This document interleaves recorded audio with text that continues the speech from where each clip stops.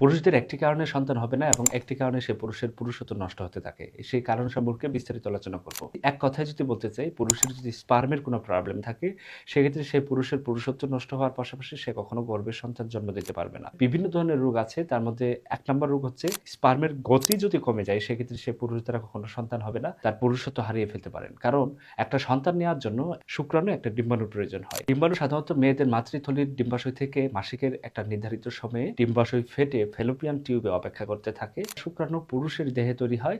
একটা পুরুষ একটা মহিলা যখন মেলামেশা করবে, সে পুরুষ থেকে জরায়ুতে সে পুরুষের যে স্পার্ম বা শুক্রাণু প্রবেশ করবে। সে শুক্রাণু যদি গতি না থাকে, সেক্ষেত্রে সে শুক্রাণু জরায়ুতেই নষ্ট হয়ে যায়, এবং সে শুক্রাণু যদি গতি ভালো থাকে, সেক্ষেত্রে সে শুক্রাণু ফেলোপিয়ান টিউবে গিয়ে ডিম্বাণুর সাথে মিলিত হয়ে সেখানে জাইগোট তৈরি করে এবং আস্তে আস্তে সেটা জরায়ুতে আসে এবং জরায়ুতে এসে সেখানে তার সন্তান তৈরি হতে থাকে। সুতরাং একটা পুরুষের খুবই গুরুত্বপূর্ণ তার স্পার্মের গতি সেটা ঠিক আছে কিনা। স্পার্মের গতি ঠিক আছে কিনা সেটা বুঝতে চাইলে সিমেন অ্যানালাইসিস নামক এক ধরনের পরীক্ষা করতে হয়। সে পরীক্ষা করে সাধারণত বোঝা যায় যে তার স্পার্মের গতি ঠিক আছে কিনা। একটা পুরুষের গতি 50% বা তার বেশি থাকলে সেটাকে স্বাভাবিক হিসেবে চিন্তা করা হয়। একটা শুক্রাণু প্রতি সেকেন্ডে 25 মাইক্রোমিটার পর্যন্ত সাঁতার কাটতে পারে। যখন শুক্রাণুর গতি কমে যায়, তখন সেটাকে অ্যাস্টেনোজোস্পার্মিয়া বলে। এবং সবথেকে গুরুত্বপূর্ণ হচ্ছে, বীর্যে যদি শুক্রাণুর পরিমাণ কম থাকে, সেটাকেও একটা বীর্যের কঠিন রোগ হিসেবে চিন্তা করা হয়। আরেকটি রোগ আছে, সেটাকে টেরাটোজোস্পার্মিয়া বলা হয়। যদি শুক্রাণুর মরফোলজি বা আকার আকৃতি সেটা অ্যাবনর্মাল থাকে, সেক্ষেত্রেও এটা এক ধরনের বীর্যের রোগ। পুরুষের দেহের সবথেকে গুরুত্বপূর্ণ উপাদান হচ্ছে তার